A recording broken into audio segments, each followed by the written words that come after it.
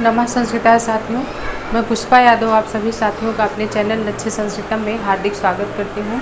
साथियों, हम अध्ययन कर रहे हैं संस्कृत व्याकरण प्रवेशिका के आधार पे समास विचार। समास विचार में साथियों हमने सभी समास का क्रम से अध्ययन कर चुके हैं और इसी क्रम में हम आगे जो है समासांत प्रकरण का अध्ययन करने जा रहे हैं। तो समासांत प्रकरण में सबसे पहले हम देख लेते हैं ये कि बाबूराम सक्सेना पृष्ठ संख्या 267 पे 120 नियम नंबर 120 लिखा हुआ है समासांत प्रकरण। तो समासांत प्रकरण में जो है पहला सूत्र हम देख लेते हैं। पहला सूत्र क्या है, तो जहाँ समासांत प्रकरण लिखा है 267 पृष्ठ संख्या पे, उसी के नीचे लिखा है एक सूत्र आया है राजाः सखिभ्यश्टच। राजाः सखिभ्यश्टच, राजाः सखिभ्यश्टच कि यदि तत्पुरुष समास में, इसका नियम है यदि तत्पुरुष समास के अंत में राजाः यानी राजन, अहन और सखी शब्द आ जाए, यदि तत्पुरुष समास के अंत में राजन, अहन या सखी शब्द आए तो उनमें समासांत टच प्रत्यय जुड़ता है और उनका रूप जो है राज, अह और सख हो जाता है। दिया है राजाः सखिभ्यश्च टच सूत्र हमारा कह रहा है समासांत प्रकरण का जो सूत्र है पहला राजाः सखिभ्यश्च टच कहता है यदि तत्पुरुष समास के अंत में क्या है कि राजन, अहन या सखी शब्द आए। तत्पुरुष समास के अंत में 3 शब्द आए, राजन, अहन या सखी शब्द आए, तो उसमें समासांत टच प्रत्यय जुड़ जाता है। 3 शब्द कौन कौन, यदि तत्पुरुष समास के अंत में राजन शब्द आ जाए, अहन शब्द आ जाए और सखी शब्द आ जाए तो वहाँ समासांत टच प्रत्यय जुड़ जाता है और टच जुड़ने के कारण उसका रूप जो है राज, अह और सख हो जाता है। राजन का राज हो जाता है, अहन का अह हो जाता है और सखी का सख हो जाता है। ऐसा यह नियम हमारा कह रहा है राजाः सखिभ्यश्च टच। अब इसको हम उदाहरण के तौर पे समझेंगे तब हमारे ये समझ में आएगा। इसमें उदाहरण में दिया हुआ है हमारा, दिया है महान राजा। महान राजा, महान राजा ये हमारा कैसा पद है, महान राजा ये जो हमारा समस्त पद है इसका विग्रह वाक्य हो जाएगा। ये हमारा महान राजा क्या है, ये विग्रह वाक्य है, ये हमारा विग्रह है। महान राजा ये हमारा विग्रह है और इसका समस्त पद क्या हो जाएगा, महाराजा हो जाएगा।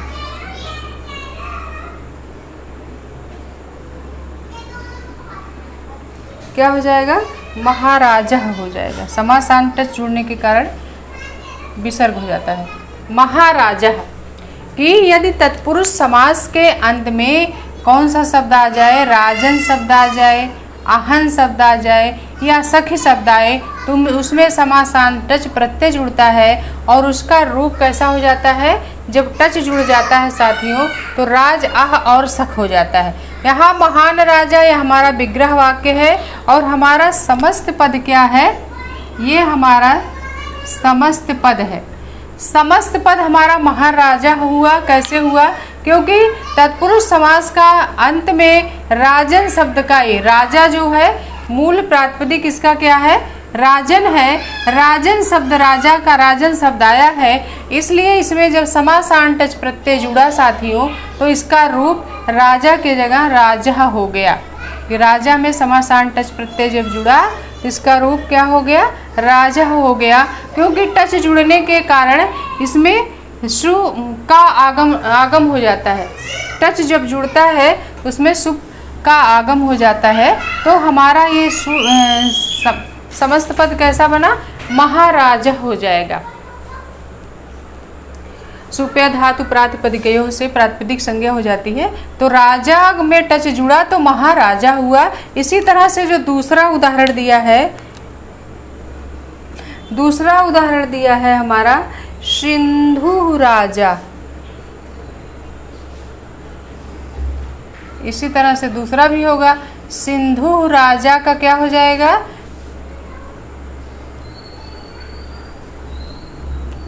सिंधु राजा।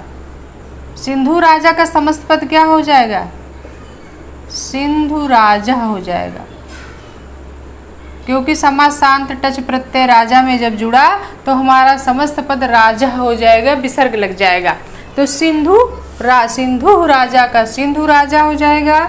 और इसी तरह से आगे है उत्तमम आहा, दिया हुआ है उत्तमम आहा, उत्तमम आहा दिया है। तो उत्तमम आहा या अहन शब्द का आहा आ गया है साथियों। अहन का आहा आने के कारण इस अहन का क्या हो जाएगा, आहा हो जाएगा। अहन का क्या हो जाएगा, आहा हो जाएगा। तो हमारा ये समस्त पद बनेगा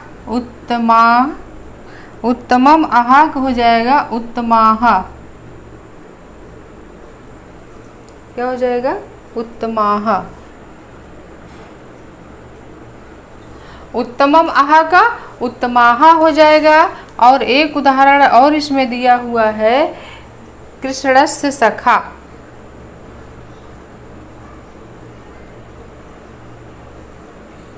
कृष्णस्य सखा, कृष्णस्य सखा का क्या हो जाएगा, कृष्णस्य सखा। यहाँ सखी शब्द का सखा आया है, सखी आने के कारण इसका रूप क्या हो जाएगा, सखी का सख आदेश, तो कृष्ण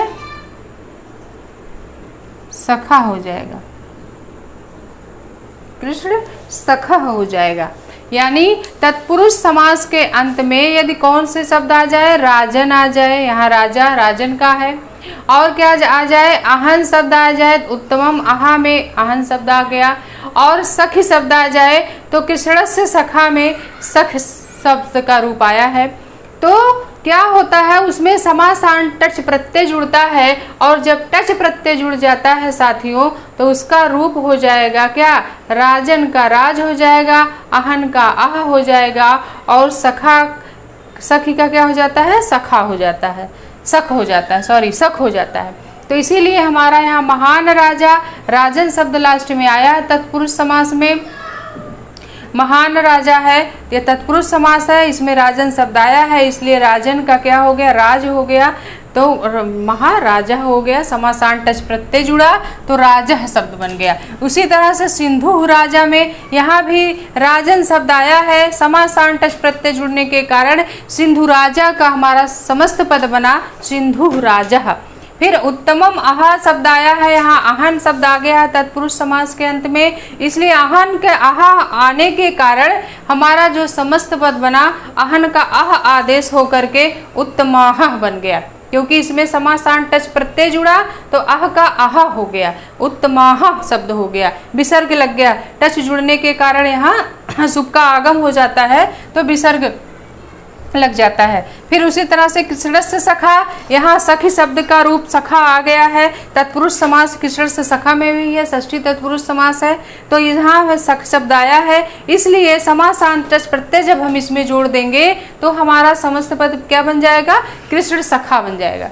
तो समासान टच प्रत्यय में टच जुड़ने के कारण साथियों ये इसका रूप चेंज हो जाता है, सुप का आगम होता है, विसर्ग जुड़ जाता है तो कृष्ण सखा हो जाएगा।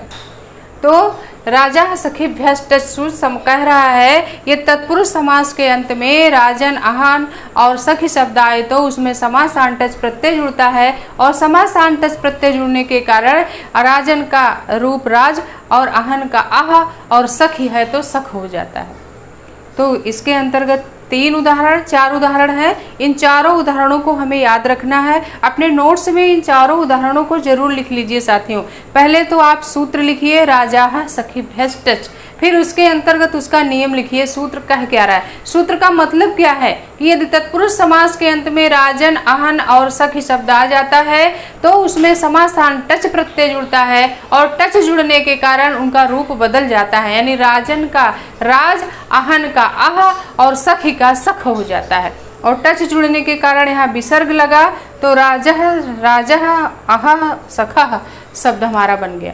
तो ये चारों उदाहरण हमारे किस सूत्र में है, समासांत प्रकरण के हैं, और इसमें है राजा सखीभ्य टच, ये हो गया। और आगे का नियम हम देख लेते हैं, आगे क्या कह रहा है। आगे है कि कहीं कहीं आहन शब्द का अहन आदेश हो जाता है, आगे दिया है कि कहीं कहीं अहन शब्द का अहन आदेश भी होता है। जैसे यहाँ अहन का अह आदेश हो गया राजः सखीभ्यश्च सूत्र से, लेकिन इसी में और आगे दिया है कि कहीं कहीं अहन का क्या हो जाता है, अहन शब्द का अहन आदेश होता है। कहीं कहीं अहन शब्द का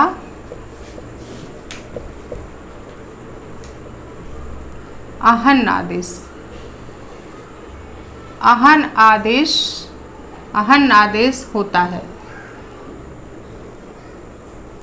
कहीं कहीं अहन शब्द का अहन आदेश होता है। जैसे दिया है, जैसे इसके अंतर्गत उदाहरण 2 आया है, जैसे सर्वाहन सायाहन, जैसे सर्वाहन पहला है,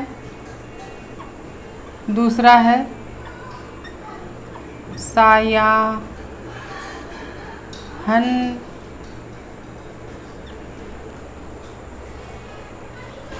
सायाहन है, सायाहन्ना, सर्वाहन्ना सायाहन्ना जैसे दिया हुआ है, विसर्ग लग जाएगा। दिया है अगर कहीं कहीं अहन शब्द का अहन आदेश हो जाता है, जैसे इसके अंतर्गत इन्होंने 2 शब्द इनको कहीं मिला होगा तो इन्होंने इन 2 शब्द को लाके रख दिया है, सर्वाहन्ना सायाहन्ना, सर्वाहन्ना सायाहन्ना। सर्वाहन्ना का अर्थ होता है सारे दिन और सायाहन्ना का अर्थ होता है सायंकाल, सारे दिन और सायंकाल। सायाहन्ना का अर्थ होता है सायंकाल। यानी कहीं कहीं अहन शब्द का अहन आदेश भी होता है, और वह अहन आदेश कहाँ होता है, तो इनको 2 शब्द मिले, सर्वाहन्ना सायाहन्ना। तो ये हमें बस यही 2 ही याद करना है। सर्वाहन्ना सायाहन्ना में अहन का अहन आदेश हो गया है, तो यहाँ सर्वाहन नहीं होगा, सर्वाहन्ना हो जाएगा, सायाहन नहीं होगा, सायाहन्ना हो जाएगा। बस यही 2 उदाहरण इनको मिला है। 2 उदाहरण हमारे संस्कृत व्याकरण प्रवेशिका में है, तो बस हमको इन्हीं 2 ही शब्दों को याद करना है और ज़्यादा नहीं। बस अब आगे और दिया हुआ है, किंतु ऊपर जो नियम दिया गया है, ऊपर उपहृत नियम नए तत्पुरुष समास में नहीं लगता है। किंतु ऊपर का नियम अगर नए तत्पुरुष समास में आ जाए तो वहाँ नहीं लगता है। दिया है किंतु ऊपर उपाहृत जो नियम है वो कहाँ नहीं लगता है, नए तत्पुरुष समास में। ऊपर उपाहृत नियम नए तत्पुरुष समास अगर है तो वहाँ नहीं लगता है।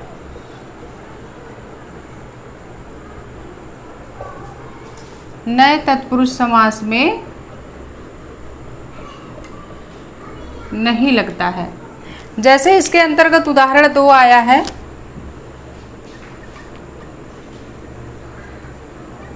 जैसे ना राजा।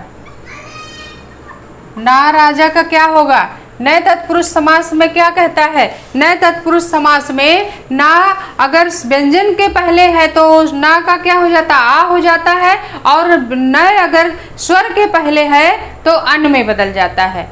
ना अगर व्यंजन के पहले है तो आ में बदल जाता है, और यही नए अगर स्वर के पहले है तो अन में बदल जाता है। नए नए में जो है क्या होता है, नए के यहाँ की संज्ञा तसलोपा से लोप केवल ना ही तो बचता है, तो यही नए, या नए कहिए या ना कहिए। तो नए तत्पुरुष समास में जो है नियम इसका क्या है कि नए तत्पुरुष समास में अगर ना स्वर के पहले आ जाता है तो अन में बदलता है, और अगर वही ना व्यंजन के पहले आता है तो आ में बदलता है। तो यहाँ ना राजा में ना शब्द हमारा किस के पहले आया है, व्यंजन के पहले आया है, क्योंकि राजा का जो रा है वह व्यंजन वर्ण है और इस व्यंजन वर्ण के पहले ना आया है, इसलिए इस ना राजा का आ राजा हो जाएगा। क्या हो जाएगा, आ राजा हो जाएगा। और इसी तरह से दिया है एक और, ना सखा। ना सखा का क्या हो जाएगा, आ सखा।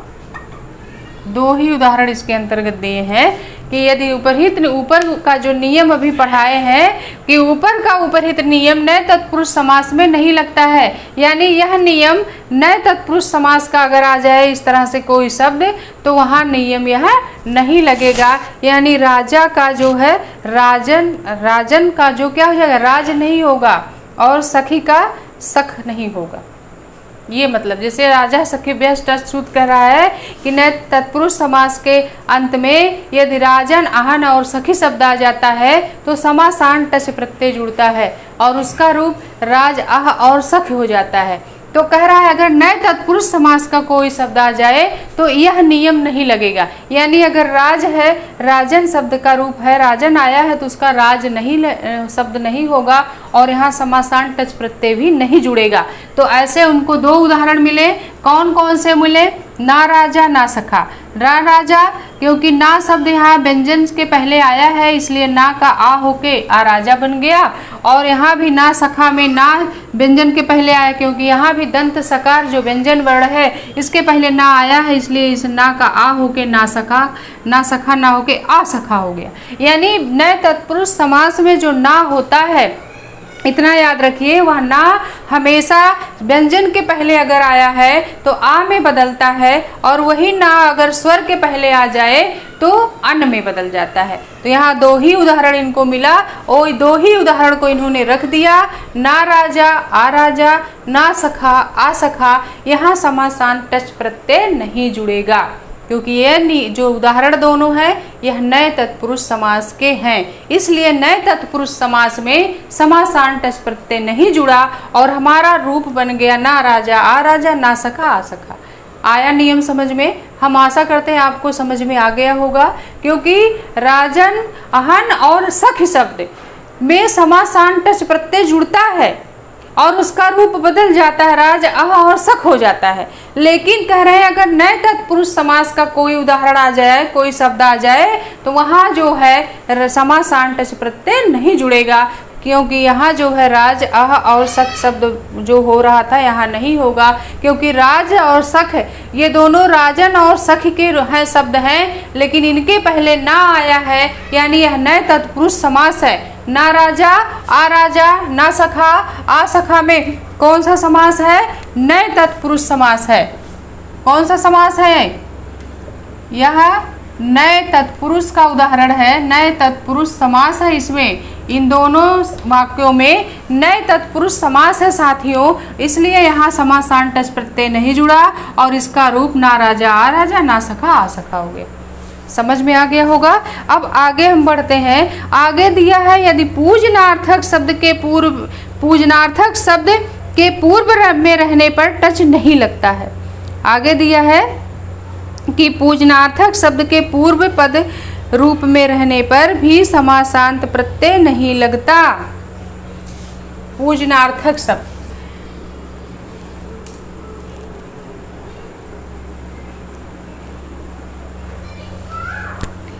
आगे अगला नियम दिया है कि अगर पूजनार्थक शब्द आ जाए,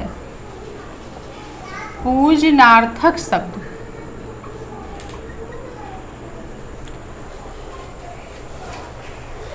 पूजनार्थक शब्द के पूर्व में रहने पर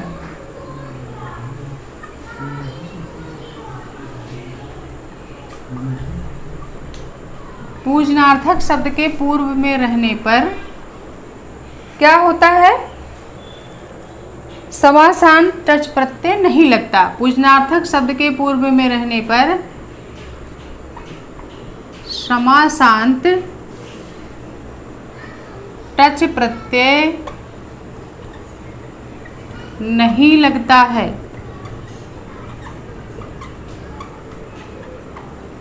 दिया है कि किंतु पूजनार्थक शब्द अगर पहले आ जाए तो वहां समासांत टच प्रत्यय नहीं लगता है।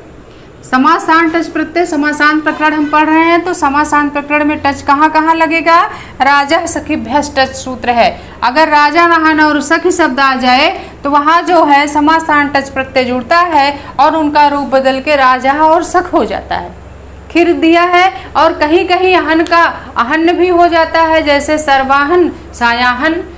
और आगे दिया हुआ है किंतु जो है क्या होता है? अगर नए तत्पुरुष समास आ जाए तो नए तत्पुरुष समास में भी समासांत टच प्रत्यय नहीं जुड़ता है, जैसे ना राजा आ राजा, ना सखा आ सखा।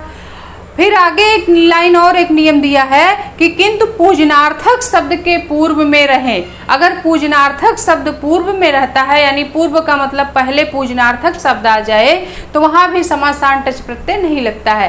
पूजनार्थक शब्द का मतलब होता है श्रेष्ठता बताने वाला शब्द, श्रेष्ठता सूचक शब्द अगर आ जाता है, किसी को श्रेष्ठ बताने वाला जो शब्द अगर आ जाए पहले, तो वहां भी समासांत टच प्रत्यय नहीं जुड़ता। इसके अंतर्गत इनको केवल एक ही शब्द में ऐसा मिला है जहां पूजनार्थक शब्द आया है, और एक ही उदाहरण इन्होंने हमारी पुस्तक में दिया गया है, तो हम उस एक ही उदाहरण को पढ़ेंगे साथियों। तो वह एक उदाहरण कौन सा है? वह एक उदाहरण है जैसे इसके अंतर्गत एक ही उदाहरण आया है, वह क्या है? शोभनः राजा। क्या आया है? शोभनः राजा। शोभनः राजा का क्या हो जाएगा? सुराजा। शोभना राजा, सुराजा। शोभना जो शब्द है, ये शोभना कैसा शब्द है? ये पूजनार्थक शब्द है, या कहिए श्रेष्ठता बताने वाला शब्द है। शोभना शब्द हमारा कैसा है?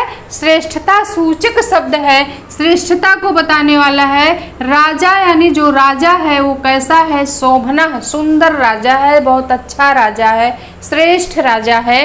तो ये श्रेष्ठता सूचक शब्द यहाँ शोभना शब्द हमारा आ गया, और शोभना शब्द आया है, इसलिए इसमें समासांत प्रत्यय नहीं जुड़ा, समासांत टच प्रत्यय नहीं जुड़ा। और जब समासांत टच प्रत्यय नहीं जुड़ा तो हमारा जो समस्त पद बना वो क्या बना? सुराजा बना। सुराजा हमारा कैसा पद है? यह समस्त पद है, इसको याद रखिएगा, उल्टा मत कर दीजिएगा। सुराजा यह समस्त पद है, और शोभना राजा यह विग्रह वाक्य है। शोभना राजा एक ऐसा वाक्य है, यह विग्रह है, समास का विग्रह है शोभना राजा, और समस्त पद हमारा बना, सामासिक पद हमारा बना सुराजा। इसको आप जरूर याद रखिएगा, उल्टा मत कर दीजिएगा, क्योंकि बहुत लोग उल्टा कर देते हैं। उल्टा कर देंगे तो हमारा जो है प्रश्न ही गलत हो जाएगा, आंसर ही। सुराजा को हम क्या बना दें? विग्रह बना दें, और शोभना राजा को समस्त पद बना दें, तो गलत हो जाएगा साथियों। ऐसी गलती मत करिएगा आप लोग। शोभना राजा हमारा विग्रह वाक्य है, और इसका समस्त पद है सुराजा, क्योंकि पूजनार्थक शब्द जो शोभना है यह श्रेष्ठता बताने वाला शब्द है। किसकी श्रेष्ठता बता रहा? राजा की श्रेष्ठता बता रहा है, तो इसलिए यहाँ समासांत टच प्रत्यय राजा में नहीं जुड़ा, और जब राजा में टच नहीं जुड़ा तो ये हमारा शब्द सुराजा ही हो गया। सुराजा का सामासिक विग्रह होगा शोभना राजा, सुराजा। शोभना राजा, सुराजा, सुराजा नहीं होगा। अगर सुराजा समासांत टच जुड़ता तो सुराजा हो जाता, सुराजा यानी सुराजा हो जाता। लिख के बता दें तो क्या हो जाता? सुराजा। और जब ये सुराजा होता साथियों, ये हमारा गलत हो जाता, क्योंकि नियम ही कह रहा है कि पूजनार्थक शब्द अगर पहले आ जाता है तो उसमें समासांत टच नहीं जुड़ता है। तो यहाँ शोभन जो शोभना शब्द है यह हमारा पूजनार्थक शब्द है, श्रेष्ठता बताने वाला शब्द है, इसलिए इसमें हम समासांत टच नहीं जोड़ेंगे। जब समासांत टच प्रत्यय नहीं जुड़ेगा तो ये हमारा शब्द क्या बनेगा? सुराजा। ये हमारा गलत है, सुराजा नहीं बना बल्कि सुराजा बन गया। फिर आगे अगला नियम दिया हुआ है, आन महता समान अधिकरण जातियों। एक सूत्र है, इसमें भी इसको देख लीजिए। आगे एक सूत्र हमारा आया है, नियम ये है, सूत्र के माध्यम से हम समझा दे रहे हैं। आन महता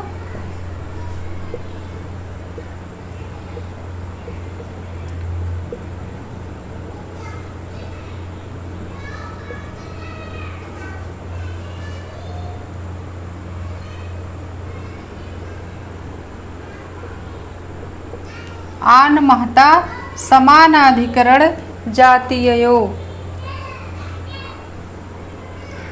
आन महता समानाधिकरण जातीयो शब्द है, यानी समानाधिकरण तत्पुरुष, समानाधिकरण कर्मधारय और बहुव्रीहि समास में। इसका भी हम नियम लिख दे रहे हैं। समानाधिकरण कर्मधारय कहिए या समानाधिकरण तत्पुरुष समास कहिए? समानाधिकरण कर्मधारय, क्योंकि कर्मधारय समास जो है समानाधिकरण तत्पुरुष समास का ही तो भेद है।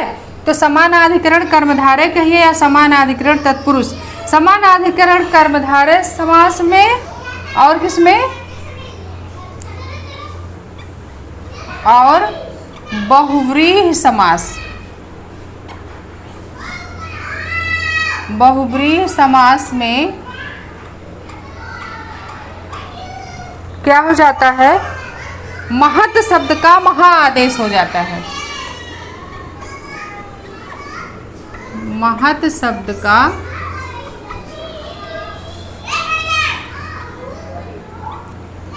महा आदेश हो जाता है। आन महता समान अधिकरण जातीयों, सूत्र हमारा कह रहा है कि समानाधिकरण तत्पुरुष कर्मधारय कहिए या समानाधिकरण तत्पुरुष समास, या ऐसे कहिए समानाधिकरण कर्मधारय और बहुव्रीहि समास में महत् शब्द का महा आदेश होता है। जैसे जैसे इसके अंतर्गत उदाहरण 2 शब्द दिया गया है, जैसे दिया है महाराजा, महाराजा और महायशः।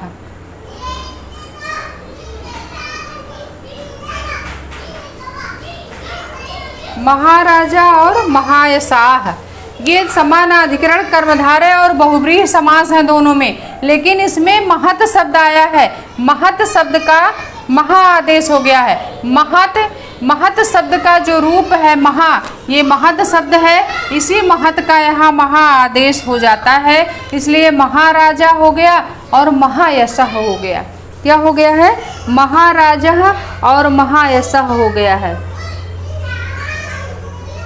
क्योंकि महान का मूल जो प्रातिपदिक शब्द क्या होता है? महत् होता है, तो इसीलिए महत् के स्थान पे महा हो गया है। किस समास में? समानाधिकरण कर्मधारय समास अथवा बहुव्रीहि समास का प्रथम शब्द यदि महा हो तो क्या हो जाता है? महत् हो तो महा हो जाता है। समानाधिकरण कर्मधारय और बहुव्रीहि समास का पहला शब्द कैसा हो? यदि महत् का हो तो वह महा हो जाता है। तो समानाधिकरण कर्मधारय और बहुव्रीहि समास के दोनों उदाहरण हैं, महाराजा और महायशः। दोनों उदाहरण है इसके। कर्मधारय समास भी होगा और बहुव्रीहि समास भी होगा। और यहाँ महत् शब्द का पहला शब्द महा इसमें भी है, महा इसमें भी है। ध्यान दीजिएगा, ये महा शब्द का मूल प्रातिपदिक क्या है साथियों? महत् है। तो ये महत् शब्द जो आया है पहले, इसलिए इस महत् का क्या हो गया है? महा आदेश हो गया है। यानी महत् राजा महत् यशः नहीं होके महाराजा महायशः हो गया है। कि समानाधिकरण कर्मधारय समास अगर है और बहुव्रीहि समास में का प्रथम शब्द यदि कैसा है? महत् है। कर्मधारय समास और बहुव्रीहि समास का प्रथम शब्द में महत् अगर आया है तो उसका महा आदेश हो जाता है, जैसे महाराजा महायशः।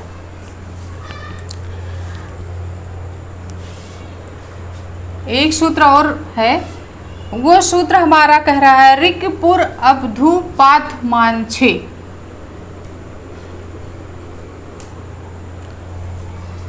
इसको हम देख लेते हैं। ऋक् पुरवधू पथा मान छे है। ऋक् पुरवधू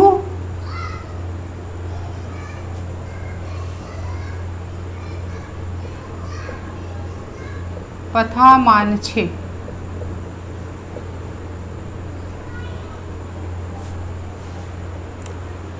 ये सूत्र हमारा है ऋक् पुरवधू पथा मान छे।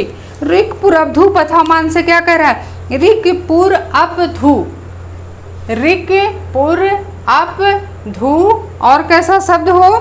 तथा पथिन शब्द जब समास के अंत में आते हैं तो उसमें आ प्रत्यय जुड़ता है। ऋक् पुर अपधू लिख दे रहे हैं। ये सूत्र का नियम कह रहा है ऋक् पुर अपधू धू। ऋकपुर अप धुर है।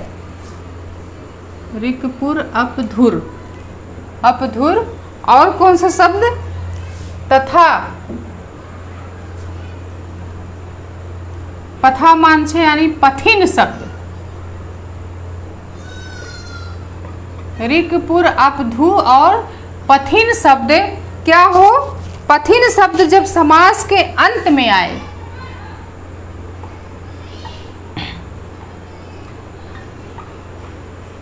जब समास के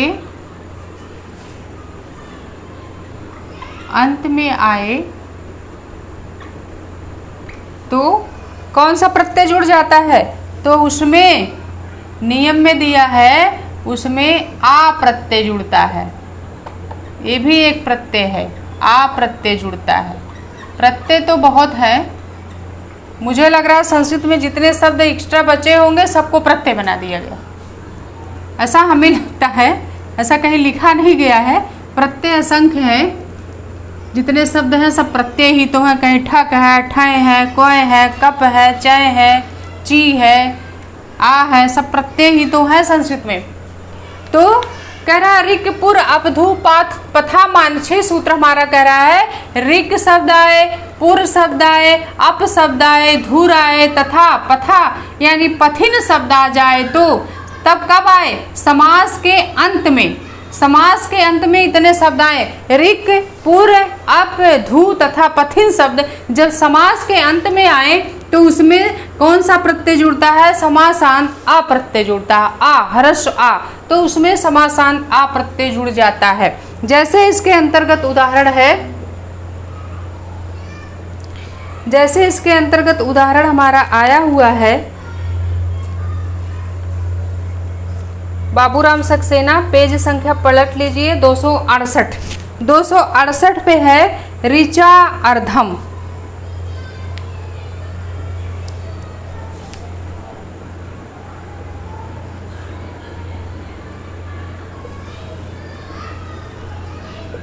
गलत हो जाएंगे, हम पहले विग्रह वाक्य लिखते हैं फिर करें, नहीं तो आप लोग कंफ्यूज हो जाएंगे क्योंकि इसका विग्रह ही ऐसे है।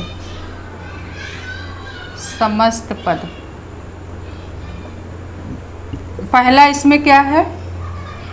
ऋचा अर्धम।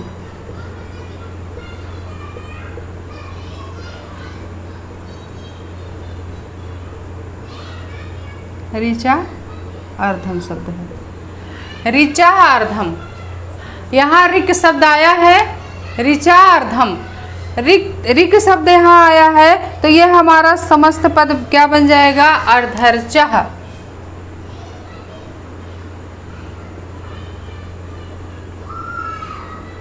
ऋचा अर्धम अर्धर्चः। ये हम साथियों एक चीज याद रखिएगा, हम ये समासांत प्रकरण में जो ये उदाहरण बता रहे हैं ये संस्कृत व्याकरण प्रवेशिका के ही आधार पे बता रहे हैं। इसका विस्तृत व्याख्या जो है ऋचा अर्धम अर्धर्चा का लघु सिद्धांत कौमुदी में दिया है, तो हम उसके अनुसार यहाँ नहीं बता रहे हैं, उसको वहाँ छोड़ दीजिए। हम इसको केवल जैसे संस्कृत व्याकरण प्रवेशिका में दिया है साथियों, हम वैसे ही बता दे रहे हैं। आप इन उदाहरणों को जिस जिस सूत्र के अंतर्गत जो जो उदाहरण आया है साथियों, उस सूत्र को याद करिए, उसके नियम को याद करिए, अपने नोट्स में लिखिए और उसके अंतर्गत जो जो उदाहरण आए हैं उन समस्त उदाहरणों को भी लिख लीजिए और याद रखिएगा कि इस सूत्र का यही उदाहरण है। तो ऋचा अर्धम का अर्ध ऋचा हो गया, अर्धर्चा हो गया, और दूसरा दिया है विष्णोह पूह।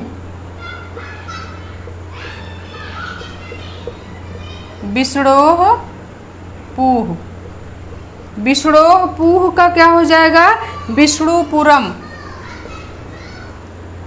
विष्णुपुरम, विष्णोह पूह का क्या हो गया? विष्णुपुरम। फिर दिया है बिमला, बिमला यसा यस्य सा।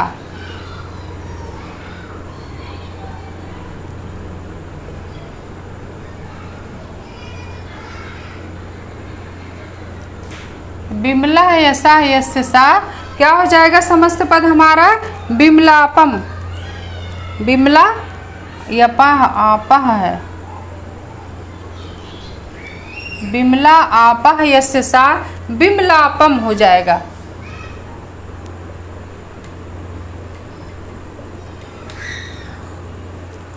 बिमला आपः यस्य सा बिमलापम। और दिया है राज्यस्य धू। चौथा दिया है राज्यस्य धू। राज्यस्य धू का समस्त पद क्या हो जाएगा? राज्यधुरा।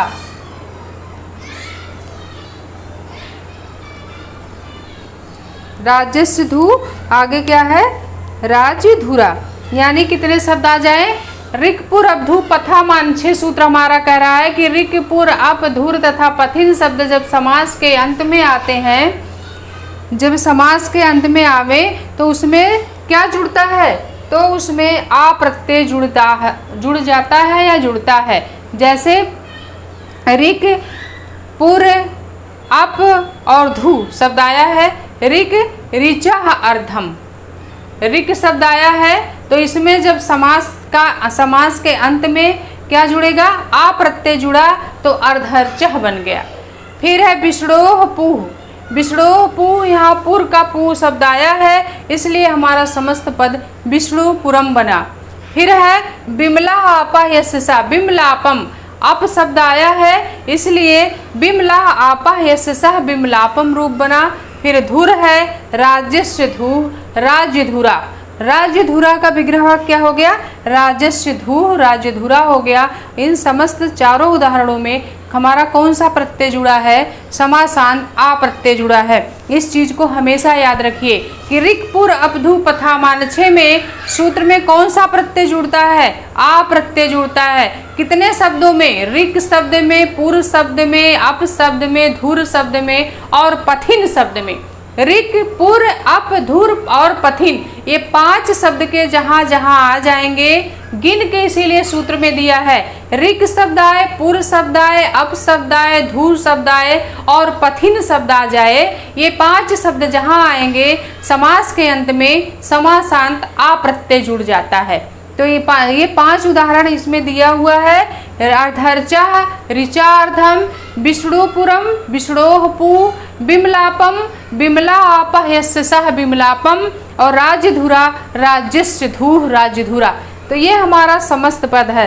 अर्धर्चा विष्णुपुरम बिमलापम राज्यधुरा हमारा समस्त पद है और इसका विग्रह वाक्य होगा ऋचा अर्धम, विष्णोह पूः, बिमला आपः यस्य सः बिमलापम और है राज्यस्य धू राज्यधुरा।